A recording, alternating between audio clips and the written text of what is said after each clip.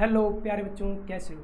SNG के online platform पे आपका स्वागत है। तो बेटा कल हम जो पढ़ रहे थे वायुमंडल के संगठन के बारे में हमने कल जान लिया था। उसमें हमने मुख्य रूप से वायुमंडल में जो जलवाष्प है उसके बारे में देखा, प्रमुख गैसों के बारे में देखा और धूल कण के बारे में देखा। जाते जाते टाइम हमने लास्ट टाइम बात की थी कि जो आसमान का रंग है नीला क्यों दिखाई देता है, आसमान का रंग नीला क्यों दिखाई देता है, सूर्य जो है सूर्य उदय सूर्यास्त के समय लालिमा लिए दिखाई क्यों देता है, प्रकीर्णन के दौरान। ये बातें हमने कल कर दी। आज हमारा जो टॉपिक रहता है वो रहता है वायुमंडल की संरचना। वायुमंडल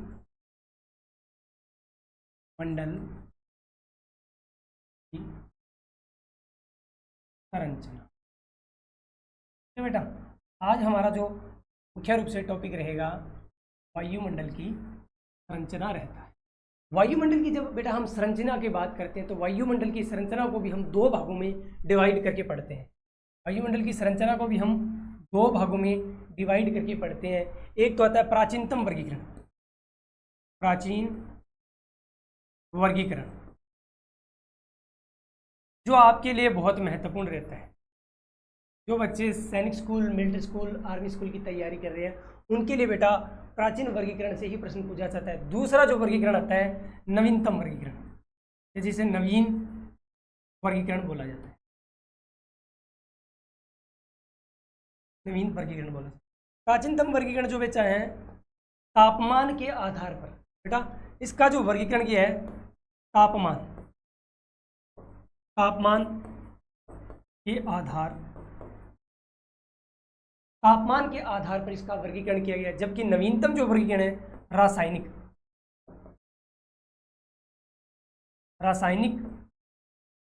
आधार पर इसका वर्गीकरण किया। हमारे लिए बेटा क्या इंपॉर्टेंट रहता है, हमारे लिए सिर्फ और सिर्फ ये इंपॉर्टेंट रहता है प्राचीनतम वर्गीकरण। रासायनिक वर्गीकरण जब लास्ट में खत्म करेंगे तो उसके बारे में देख लेंगे, एक या दो बातें जो भी रहती है, पर हमारे लिए जो महत्वपूर्ण रहेगा वो रहेगा प्राचीनतम वर्गीकरण। बेटा प्राचीनतम वर्गीकरण के आधार पर प्राचीन वर्गीकरण के आधार पर बेटा हम इसको हम 5 भागों में बांट देते हैं। पहला जो भाग आता है क्षोभ मंडल। दूसरा जो इसका टाइप आता है समताप मंडल। तीसरा जो टाइप आता है मध्य मंडल। चौथा जो भाग आएगा उसको बोलते हैं आयन मंडल। पांचवा जो भाग आएगा उसको बोलते हैं बहिर्मंडल। क्षोभ मंडल की बात बेटा करते हैं तो क्षोभ मंडल में जो है हमारे जीवन की दृष्टि से सबसे महत्वपूर्ण जो मंडल होता है यही होता है वर्षा, तूफान इसी में बनते हैं। जो है गैसों का सर्वाधिक द्रव्यमान इसी में रहता है। बात करें समताप मंडल में, समताप मंडल में जो है मुख्य रूप से देखा जाए तो वो एक ओजोन गैस पाई जाती है जो सूर्य से आने वाली हानिकारक अल्ट्रावायलेट किरणें, जिसे हम पराबैंगनी किरणें बोलते हैं, उनको रोक करके हमारी पृथ्वी की रक्षा करती है। तो यह पृथ्वी का सुरक्षा कवच के रूप में भी कार्य करता है। मध्य मंडल का जो बेटा कार्य रहता है मुख्य रूप से जो वायुमंडल से उल्का पिंड आते हैं। हमने जब सौर मंडल के बारे में बात की थी, सौर मंडल में एक शब्द आया था उल्का पिंड। उल्का पिंड जैसे ही मध्य मंडल में प्रवेश करते हैं और उनका मध्यमंडल से टकरा कर वो चूर चूर हो जाते हैं तो हमारी पृथ्वी तक पहुंचने से उसको रक्षा करती है। आयन मंडल जो है रेडियो एक्टिव किरणों के लिए जाना जाता है। जो हमारे जो रेडियो दूरसंचार के काम होते हैं वो इसी के माध्यम से। और बहिर्मंडल के अंदर जो हल्की गैसें हैं हाइड्रोजन और हीलियम गैसें यहाँ पर रहती है। तो मुख्य रूप से बेटा क्षोभ मंडल, समताप मंडल, मध्य मंडल, आयन मंडल और बहिर्मंडल की थीम ये रहती है। ये जो वर्गीकरण है बेटा मैंने बात की थी अभी, ये जो बेटा वर्गीकरण है वो किस आधार पर है, तापमान के आधार पर। तापमान के आधार। बेटा अभी मैं नेक्स्ट स्लाइड में एक चित्र बनाता हूँ, उस चित्र से मतलब कम से कम 2 या 3% सीधे ही उस डायग्राम से बन जाते हैं। तो उस डायग्राम को देखते हैं हम। डायग्राम को मैं तैयार कर देता हूँ बेटे आपके लिए।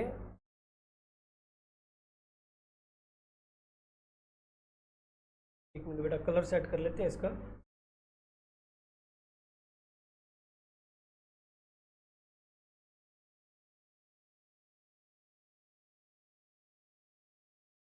ठीक है,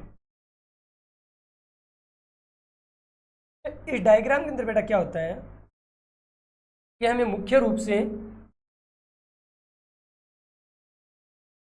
इस डायग्राम के माध्यम से हम मुख्य रूप से ये देख लेंगे कि तापमान के आधार पर जो हम वर्गीकरण कर रहे हैं, किस प्रकार कर रहे हैं, उस तापमान के वर्गीकरण को हम इस डायग्राम के माध्यम से चेक कर लेंगे। ओके,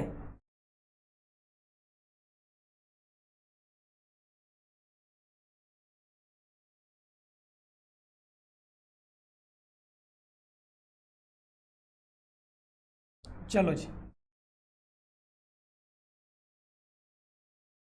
ये जो डायग्राम है अभी मैं बना देता हूँ 2 मिनट में, अभी देखते रहिएगा बेटा। सबसे पहले इसके सेंटर के अंदर हम मार्किंग कर लेते हैं।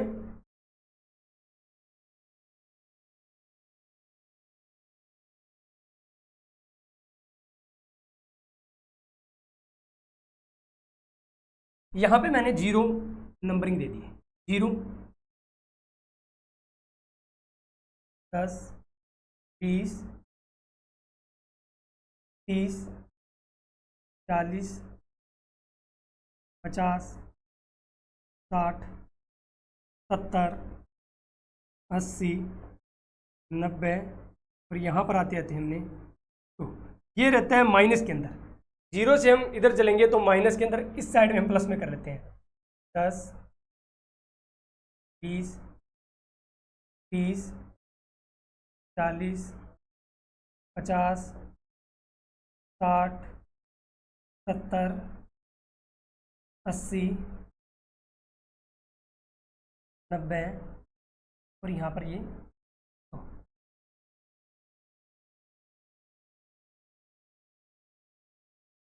जब धरातल या सरफेस से 12 किलोमीटर की ऊंचाई तक, बेटा इधर मैं ऊंचाई लिख देता हूँ 12 किलोमीटर, 12 किमी की ऊंचाई पे जाता हूँ तो जो मंडल रहता है उसे बोलते हैं बेटा क्षोभ मंडल। क्या बोलते हैं? क्षोभ मंडल। धरातल या सरफेस से 12 किलोमीटर की ऊंचाई तक जो मंडल रहता है उसे बोलते हैं क्षोभ मंडल। क्षोभ मंडल से हम 50 किलोमीटर की ऊंचाई पर, 50 किमी की ऊंचाई पर जो मंडल रहेगा उसे बोलते हैं हम समताप मंडल। क्या बोलते हैं बेटा? समताप मंडल। समताप मंडल, समताप मंडल से बेटा हम 80 किमी, जब हम 80 किमी की ऊंचाई पे जाएंगे तो जो मंडल आता है उसे बोलते हैं मध्य मंडल। मध्य मंडल।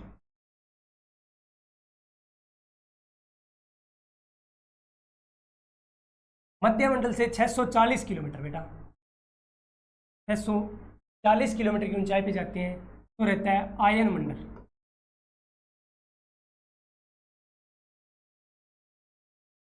और इससे आयन मंडल के ऊपर जो रहता है 640 किलोमीटर की ऊंचाई के बाद जो मंडल रहता है उसे बोलते हैं बहिर्मंडल।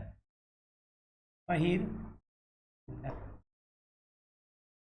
बेटा पहला प्रश्न तो यही आता है, धरातल से हम जब आसमान या ऊंचाई की ओर बढ़ते हैं तो जो वायुमंडल में परतों का जो क्रम है क्या रहता है? क्षोभ मंडल, समताप मंडल, मध्य मंडल, आयन मंडल, बहिर्मंडल। ये क्रम बेटा सबसे पहला जो प्रश्न आता है इनके क्रम का आता है, इनके क्रम का आता है, तो हमें क्रम इनका ध्यान रहना चाहिए। सबसे पहले धरातल के नज़दीक में आ गया तो क्षोभ मंडल, क्षोभ के बाद समताप मंडल, समताप मंडल के बाद मध्य मंडल और मध्य मंडल के बाद आयन मंडल रहता है। दूसरा जो बेटा प्रश्न रहता है इसके अंदर वो देखेंगे हम, जब हम क्षोभ मंडल में ऊंचाई के साथ बढ़ते हैं बेटा, जैसे जैसे हम क्षोभ मंडल में ऊंचाई के साथ बढ़ते हैं तो धीरे धीरे तापमान में क्या होती है बेटा? कमी आने लग जाती है। जैसे जैसे हम धरातल से ऊंचाई की ओर बढ़ते हैं तो तापमान में क्या है बेटा? कमी आने लग जाती है। और क्षोभ मंडल में जब हम एकदम ऊंचाई पे होते हैं तो तापमान जो है -70 डिग्री, जब क्षोभ मंडल में एकदम शीर्ष के ऊपर होते हैं तो तापमान जो है -70 डिग्री तक हो जाता है बेटा। क्या हो जाता है? जो क्षोभ मंडल में है तापमान जो है -70 डिग्री तक हो जाता है। जैसे ही हम क्षोभ मंडल को पार कर समताप मंडल में प्रवेश करते हैं बेटा, और समताप मंडल में क्या होता है बेटा? धीरे धीरे तापमान में वृद्धि होने लग जाती है, धीरे धीरे तापमान में वृद्धि होने लग जाती है और तापमान जो है -70 से बढ़ते बढ़ते 0 डिग्री या 32 डिग्री फ़ारेनहाइट तक पहुंच जाता है। तो कहने का मतलब ये है कि जैसे जैसे हम क्षोभ मंडल में ऊंचाई के साथ बढ़ते हैं तो तापमान में क्या आती है बेटा, कमी आती है। उसी प्रकार हम समताप मंडल में जाएंगे तो जैसे जैसे समताप मंडल में बढ़ते जाते हैं तो तापमान में वृद्धि होती जाती है। समताप मंडल के बाद में हम जब बेटा मध्य मंडल में प्रवेश करते हैं तो तापमान में पुनः कमी होने लग जाती है, तापमान में पुनः कमी होने लग जाती है और 80 किलोमीटर की ऊंचाई पे बेटा 80 किमी की ऊंचाई पे तापमान जो है -80 सेंटीग्रेड तक चला जाता है, -80 सेंटीग्रेड तक चला जाता है तापमान। और समताप मंडल के बाद, ये मध्य मंडल के बाद जैसे जैसे हम वायुमंडल में बढ़ते जाएंगे तो तापमान में बेटा धीरे धीरे धीरे धीरे करते करते वृद्धि होती जाएगी। तापमान घटने और बढ़ने का जो क्रम रहता है मध्य मंडल तक रहता है। सबसे पहले आपसे हमने प्रश्न आता है कि जो है समताप मंडल में तापमान कितना रहता है, तो 0 डिग्री या 32 डिग्री फ़ारेनहाइट रहता है तापमान बेटा, 0 डिग्री या 32 डिग्री फ़ारेनहाइट तापमान रहता है। कहाँ पे, समताप मंडल में। क्षोभ मंडल में ऊंचाई के साथ तापमान में क्या होती है, कमी होती है। न्यूनतम तापमान कहाँ पे पाया जाता है, मध्य मंडल में। शीर्ष पे हम जब जाते हैं तो तापमान जो है न्यूनतम हो जाता है। चलो जी चलते हैं, तो हम बात करेंगे अब क्षोभ मंडल की। क्षोभ मंडल हम बात करेंगे अभी क्षोभ मंडल। इसकी बेटा औसत जो ऊंचाई है, औसत ऊंचाई क्षोभ मंडल की बेटा औसत जो ऊंचाई रहती है 12 किलोमीटर। औसत ऊंचाई की बात करें 12 किलोमीटर तक रहती। जबकि हम बात करें भूमध्य रेखा पर, हम बात कर लेते हैं भूमध्य रेखा पर। भूमध्य रेखा पर ये ऊंचाई 16 से लेके 18 किलोमीटर तक, 16 से लेके 18 किलोमीटर तक, तथा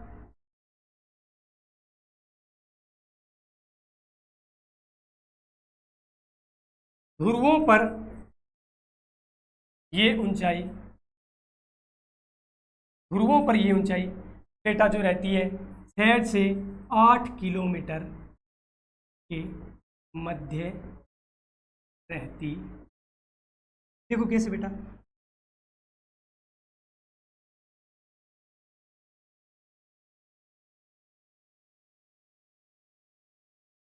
जब हम क्षोभ मंडल का स्पेशल जब डायग्राम बनाते हैं, क्षोभ मंडल, तो बेटा मैंने इसकी औसत जो ऊंचाई है उसकी बात कर ली, कितनी रहती है 12 किलोमीटर रहती है। औसत जो इसकी ऊंचाई रहती है कितनी रहती है 12 किलोमीटर रहती है। जबकि भूमध्य रेखा बात कर लें, भूमध्य रेखा भूमध्य रेखा इधर मैं बना देता हूँ ध्रुव, ध्रुवीय भाग में तो ये जो ऊंचाई रहती है 6 से 8 किलोमीटर, जबकि भूमध्य रेखा पर इसकी ऊंचाई रहती है 16 से 18। क्या बात समझी बेटा, इसकी जो औसत ऊंचाई है 12 किलोमीटर, जबकि ये भूमध्य रेखा है। आपसे कोई यहाँ पे ऊंचाई का नहीं पूछेगा, इसकी औसत ऊंचाई पूछी जा सकती है, क्षोभ मंडल की औसत ऊंचाई कितनी है। तो आपका जो बेटा आंसर रहता है कि क्षोभ मंडल की जो औसत ऊंचाई है वो 12 किलोमीटर रहती है। जबकि पूछ ले कि क्षोभ मंडल की जो ऊंचाई है ध्रुवीय भागों में कम है, जबकि भूमध्य रेखीय क्षेत्रों में सहवैनी धाराएं चलती है बेटा। क्षोभ मंडल में सहवैनी धाराओं के कारण क्या होता है कि जो ध्रुवीय ये भूमध्य रेखीय भाग है, भूमध्य रेखा के ऊपर इसकी ऊंचाई जो है अधिक पाई जाती है। आगे हम क्षोभ मंडल के बारे में और फैक्ट्स की बात करें। जीवन की दृष्टि से महत्वपूर्ण बेटा ये जो मंडल है क्षोभ मंडल की हम बात कर रहे हैं, जीवन की दृष्टि से महत्वपूर्ण है। क्यों महत्वपूर्ण है, हमारे जो प्राणवायु है, जिसकी हमने बात की थी ऑक्सीजन, मात्रा रहती है 20.94%। इसकी जो सर्वाधिक सांद्रण है क्षोभ मंडल में ही रहता है। वर्षा, तूफान, आंधी, ये जो भी मौसमी घटनाएं होती है वो इसी के अंदर होती है। तो ये हमारे लिए जीवन के लिए, यहाँ पे जो जलवाष्प, धूलकण, सारे का सारा, कल हमने जो वायुमंडल का संगठन का जो पार्ट देखा था उसमें महत्वपूर्ण जो चीजें थे वो क्षोभ मंडल में ही पाई जाती है। तो ये जीवन की दृष्टि से महत्वपूर्ण रहता है। समस्त मौसमी घटनाएं, मौसमी घटनाएं, समस्त मौसमी घटनाएं इसी में घटित होती है। जैसे बारिश आना, आंधी आना, सर्दी गर्मी, जो भी क्रम चलेगा हमारे मौसम या ऋतुओं से, वो सारा जो बैलेंस क्या है सिर्फ और सिर्फ क्षोभ मंडल में ही हमें घटित होता है। क्षोभ मंडल में घटित होने का कारण क्या है? जो है क्षोभ मंडल में ये जो मौसमी घटनाएं घटित होने का जो मुख्य कारण रहता है बेटा, जलवाष्प, जलवाष्प प्लस धूलकण, जलवाष्प व धूलकण वो जो है क्षोभ मंडल में ही पाए जाते हैं। कल हमने बात की थी 90% जो जलवाष्प है 6 से 8 किलोमीटर ऊंचाई तक ही पाई जाती है। तो 90% जो जलवाष्प और धूलकण है वो क्षोभ मंडल में पाए जाते हैं। और मौसमी घटनाओं के लिए मैंने बात की थी, इंद्रधनुष, तूफान, वर्षा के लिए जलवाष्प महत्वपूर्ण होते हैं और धूलकण भी महत्वपूर्ण होते हैं। तो समस्त मौसमी घटनाएं कहाँ पे घटित होगी? क्षोभ मंडल में ही घटित होती है। गैसों का सांद्रण, गैसों का सर्वाधिक द्रव्यमान, गैसों का जो सर्वाधिक द्रव्यमान है वो भी क्षोभ मंडल में ही पाया जाता है। गैसों का जो सर्वाधिक द्रव्यमान है क्षोभ मंडल में ही पाया जाता है। अगली बात इसकी करें, ग्रीन हाउस प्रभाव। ग्रीन हाउस प्रभाव मुख्यतः यही देखने को मिलता है। ग्रीन हाउस जो प्रभाव रहता है बेटा मुख्यतः यही देखने को मिलता है। उसके बाद ये जो मंडल है वैज्ञानिकों के लिए गहन अध्ययन का विषय है। ये मंडल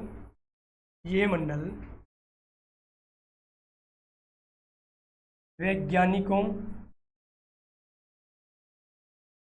के अध्ययन का हमने इसमें बात की थी। इसकी औसत ऊंचाई जो रहती है 12 किलोमीटर रहती है। भूमध्य रेखीय क्षेत्र में 16 से 18 और ध्रुवीय भागों में 6 से 8 किलोमीटर के मध्य इसकी ऊंचाई रहती है। ये जो क्षोभ मंडल है ये डायग्राम के माध्यम से मैंने बता दिया इसकी ऊंचाई का। जीवन के लिए सबसे महत्वपूर्ण जो मंडल रहता है ये समस्त मौसमी घटनाएं भी इसी मंडल में हमें देखने के लिए मिलती है, क्योंकि जलवाष्प व धूलकण इसी मंडल में हमें देखने को मिलेंगे। गैसों का सर्वाधिक द्रव्यमान, ग्रीन हाउस प्रभाव के लिए भी ये मंडल उत्तरदायी रहता है। ये मंडल वैज्ञानिकों के गहन अध्ययन का विषय है। बेटा ये जो मंडल है गर्म जो होता है, साइड में लिख देता हूं मैं, ये जो मंडल गर्म होता है दीर्घ पार्थिव विकिरणों, इसके माध्यम से दीर्घ पार्थिव विकिरण, दीर्घ पार्थिव विकिरण के माध्यम से गर्म होता है। बेटा विकिरण दो प्रकार की होती है, एक लघु विकिरण और दूसरी दीर्घ विकिरण। लघु विकिरण वो होती है जो सूर्य से जो किरण आती है उन्हें हम लघु किरणें बोलते हैं, ठीक है। वो हमारे वायुमंडल को छेदते हुए धरातल तक पहुंच जाती है। जब धरातल से दोबारा ये विकिरण जब वायुमंडल को लौटती है तो ये दीर्घकाल हो जाती है। तो दीर्घ किरणों को जो क्षोभ मंडल है रोक लेता और अपने एरिया या वायुमंडल को गर्म करने में ये मदद करती है। तो दीर्घ पार्थिव विकिरणों के माध्यम से, दीर्घ पार्थिव विकिरणों के माध्यम से ये मंडल जो है गर्म होता है। तो क्षोभ मंडल के बारे में हमारे पास में जो मुख्य मुख्य बातें आती हैं ये रहती है। दूसरा जो मंडल हमारे सामने आता है बेटा वो है मध्य मंडल। दूसरा जो मंडल आएगा वो है समताप मंडल। समताप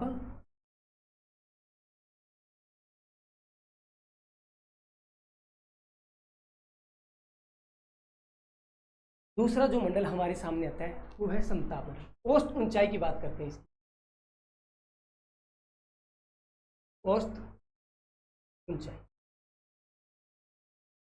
इसकी जो औसत ऊंचाई रहती है क्षोभ सीमा, क्षोभ सीमा से 50 किलोमीटर, क्षोभ सीमा से 50 किलोमीटर। आपके सामने बड़ा प्रश्न आएगा, सर ये क्षोभ सीमा क्या है?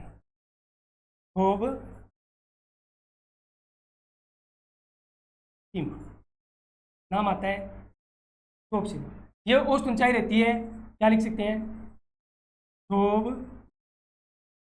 सीमा से, क्षोभ सीमा से ऊपर 50 किलोमीटर तक जो ऊंचाई रहती है वो किसकी रहती है? समताप मंडल की। क्षोभ सीमा एक शब्द आया, क्षोभ सीमा क्या है बेटा? जैसे ही समताप मंडल, वो क्षोभ मंडल जैसे ही खत्म होता है उसके ऊपर एक 1.5 किलोमीटर 1.5 किमी लंबी मोटी परत है, वो किसकी है? क्षोभ सीमा के। ना तो उसे हम समताप मंडल में काउंट करते हैं, ना ही हम उसे क्षोभ मंडल में काउंट करते हैं। इसके मध्य की जो 1.5 किलोमीटर की जो पट्टी रहती है, 1.5 किमी की जो पट्टी रहती है, इसे हम बोलते हैं क्षोभ सीमा। इसे क्या बोलते हैं? मौसमी परिवर्तनों की छत, मौसमी परिवर्तन की छत कहते हैं। इसके ऊपर जो है मौसमी घटनाएं होना बंद हो जाती है, जैसे बरसात होना, तूफान आना, आंधी आना, ये घटनाएं, बादलों का बनना, ये क्षोभ सीमा के बाद में नहीं होते हैं। तो ये जो है समताप मंडल और क्षोभ मंडल के बीच में सीमा का निर्धारण करती है, इसलिए इसका नाम रख दिया हमने क्षोभ सीमा, या क्षोभ सीमा इसका नाम रख दिया। इसकी ऊंचाई, मोटाई रहती है वो बेटा 1.5 किलोमीटर की रहती है। इसके बारे में एक लाइन कभी कभार पेपर में पूछ ले, तो मौसमी परिवर्तनों की छत किसे कहा जाता है? क्षोभ सीमा को मौसमी परिवर्तनों की छत कहा जाता है। ठीक है बेटा, हम बात कर रहे थे समताप मंडल की। समताप मंडल की औसत ऊंचाई हमने देख ली है, कितनी रहती है? 50 किलोमीटर। भूमध्य रेखा के ऊपर, भूमध्य रेखा पर ऊंचाई, भूमध्य रेखा पर, भूमध्य रेखा पर ऊंचाई जो इसकी रहती है बेटा, भूमध्य रेखा पर इसकी ऊंचाई की बात करेंगे तो आप 50 माइनस 18 कर देंगे, क्योंकि जो हमने बात की क्षोभ जो मंडल है भूमध्य रेखा पर 16 से 18 किलोमीटर तक ऊंचाई तक रहता है, तो भूमध्य रेखा पर बेटा इसकी ऊंचाई जो हो जाती है 36 किलोमीटर। जबकि हम ध्रुवों पे बात करें, ध्रुवों पर, ध्रुवों पे ऊंचाई की बात करेंगे तो ध्रुवों पे बेटा इसकी ऊंचाई रहती है 50 माइनस 8, कितने रहेगी? 46। पूछ ले छो समताप मंडल की भूमध्य रेखा पर ऊंचाई क्या रहती है, तो आप बताओगे बेटा 32 किलोमीटर। ध्रुवों पर इसकी ऊंचाई क्या रहती है? ध्रुवों पर इसकी ऊंचाई 42 किलोमीटर रहती है, जबकि इसकी औसत जो ऊंचाई है 50 किलोमीटर। इसके लिए बेटा जो महत्वपूर्ण एक बात आती है, जो हवाई जहाज है जिसे हम एरोप्लेन कहते हैं, एरोप्लेन जो है वायुमंडल में जहां पे उड़ान भरती है वो समताप मंडल में ही उड़ान भरते हैं। तो लिख सकते हो हवाई जहाज समताप मंडल, हवाई जहाज समताप मंडल में उड़ते, हवाई जहाज जो बेटा है समताप मंडल में उड़ते हैं। यहां पे बेटा सहवहनी, सहवहनीय धाराओं के कारण, सहवहनीय धाराओं के कारण क्या है? यहां पे बेटा एक बादलों का निर्माण होता है, जिन्हें मदर ऑफ क्लाउड भी बोलते हैं।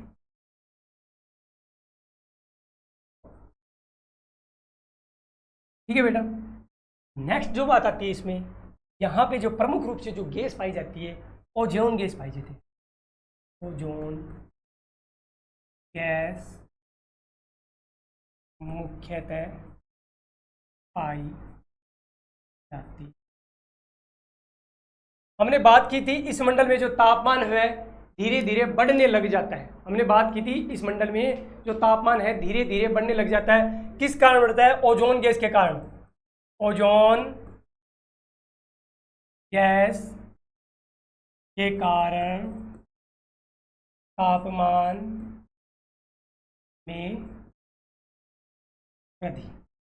बेटा ओजोन गैस हमारे लिए बहुत महत्वपूर्ण रहती है। क्यों? सूर्य से आने वाली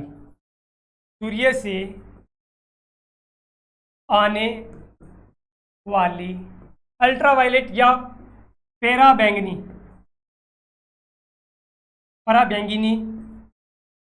किरणों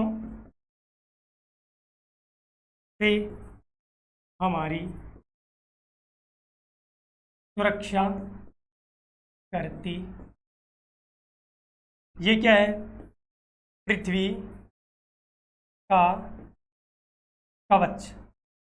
जो ये ओजोन जो गैस रहती है पृथ्वी के कवच के रूप में कार्य करती है। तो यहाँ पे हमारा समताप मंडल भी कंप्लीट होता है। चलो बेटा अब हम 1 मिनट में रिवाइज कर लेते हैं। बेटा हमने देखा वायुमंडल की संरचना के बारे में आज हमें पढ़ना है। वायुमंडल की संरचना में हमने देखा था प्राचीनतम वर्गीकरण और नवीनतम वर्गीकरण। हमारे जो लिए सैनिक स्कूल के लिए, मिलिट्री स्कूल के लिए जो इम्पोर्टेंट रहता है वो प्राचीनतम वर्गीकरण रहता है। किस आधार पर किया गया है? तापमान के आधार पर किया गया है। हमने देखा था तापमान के आधार पर हम 5 भागों में क्षोभ मंडल, समताप मंडल, मध्य मंडल, आयन मंडल और बहिर्मंडल में इसे डिवाइड कर सकते हैं। हमने तापमान के आधार पर देखा था कि जो क्षोभ मंडल है उसकी क्षोभ मंडल में जैसे जैसे हम ऊंचाई के साथ बढ़ते हैं तापमान में कमी आती है और ऊपरी सीमा में तापमान जो है -70 डिग्री तक चला जाता है। जैसे हम समताप मंडल में प्रवेश करते हैं तापमान में धीरे धीरे क्या होता है? बढ़ना शुरू हो जाता है और समताप मंडल में तापमान आते आते 0 डिग्री या 32 डिग्री फ़ारेनहाइट तक पहुंच जाता है। फिर ये जो तापमान है मध्य मंडल में फिर माइनस की तरफ चलता है और 80 किलोमीटर की ऊंचाई पे तापमान जो है -80 डिग्री हो जाता है। क्षोभ मंडल देखा, क्षोभ मंडल की औसत ऊंचाई 12 किलोमीटर, भूमध्य रेखा पे 16 से 18, ध्रुवों पे 6 से 8 किलोमीटर। जीवन के लिए महत्वपूर्ण समस्त मौसमी घटनाएं, क्योंकि जलवाष्प व धूलकण यहीं पे है। सर्वाधिक गैसों का सांद्रण जैसे नाइट्रोजन, ऑक्सीजन, जो भी गैस है, कार्बन डाइऑक्साइड, इन सभी गैसों का जो है भारी गैसों का सांद्रण यहीं मिलता है। ग्रीन हाउस गैस के लिए महत्वपूर्ण ये मंडल जो है वैज्ञानिकों के लिए अध्ययन का विषय है। ये जो मंडल है गर्म होता है, दीर्घ पार्थिव विकिरणों के माध्यम से गर्म होता है। चलो जी, समताप मंडल औसत ऊंचाई इसकी है 50 किलोमीटर, ध्रुवों में ये 42 किलोमीटर और भूमध्य रेखा पर इसकी ऊंचाई जो है 32 किलोमीटर। हवाई जहाज जो है, एरोप्लेन जो है इसी मंडल में उड़ान भरते हैं। सैवानी धाराओं के कारण यहाँ पर कुछ मतलब क्लाउड्स का निर्माण होता है। ओजोन गैस यहाँ पे मुख्यतः पाई जाती है। ओजोन गैस के कारण ये तापमान में यहाँ पर वृद्धि होती है। सूर्य से आने वाली पराबैंगनी जो किरणें हैं उनसे ये जो है मंडल हमारी रक्षा करता है, या ये जो ओजोन गैस है सूर्य से आने वाली किरणों से हमारी रक्षा करके पृथ्वी के सुरक्षा कवच के रूप में ये कार्य करते हैं। तो बेटा ये जो है क्षोभ मंडल और समताप मंडल के बारे में हमारे कुछ महत्वपूर्ण फैक्ट्स हमने डिस्कस कर लिए। आपका काम क्या रहता है? आपको इनका सुंदर सुंदर नोट्स बनाने हैं, बार बार रिवाइज करना है ताकि आपका चयन सैनिक स्कूल या नवोदय विद्यालय में हो सके। इसके साथ आपको ये चैनल को सब्सक्राइब करना है और शेयर भी करना है। Okay, thank you. दोबारा मिलते हैं कल। जय हिंद, जय भारत।